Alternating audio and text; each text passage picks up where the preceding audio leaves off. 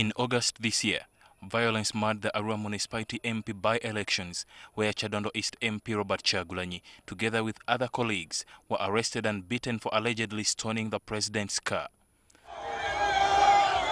The protests and demonstrations that followed were also met with severe force from different security agencies, which were accused of brutalizing ordinary citizens and members of the media. These acts were met with widespread condemnation from different groups, including human rights activists.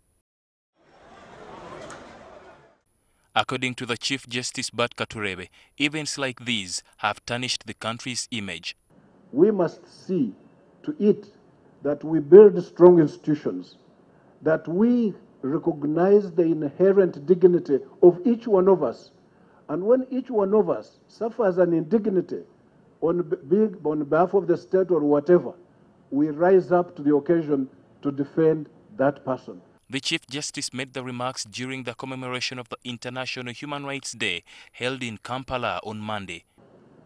There are still many reported situations of human suffering and abuse of human rights, particularly in the forms of torture and ill treatment, poverty, sexual and gender-based violence, property deprivation, poor education, inadequate access to health, limited access to justice, harmful cultural practices and discrimination, among others. During the same function, the chairperson of the Uganda Human Rights Commission, Medi Kagwa, warned security agents against torture and illegal detentions.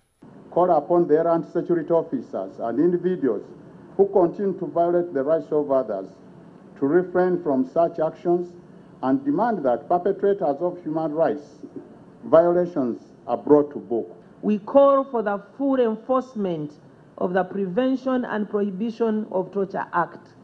Meanwhile, development partners and civil society organizations also decried of the limited civic space within which to highlight human rights violations.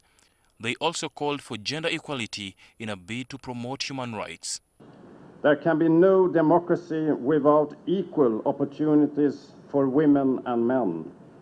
This year's Human Rights Day marks 70 years since the Universal Declaration of Human Rights was proclaimed by the United Nations General Assembly in Paris on 10th December 1948. Ali Mivule, NTV.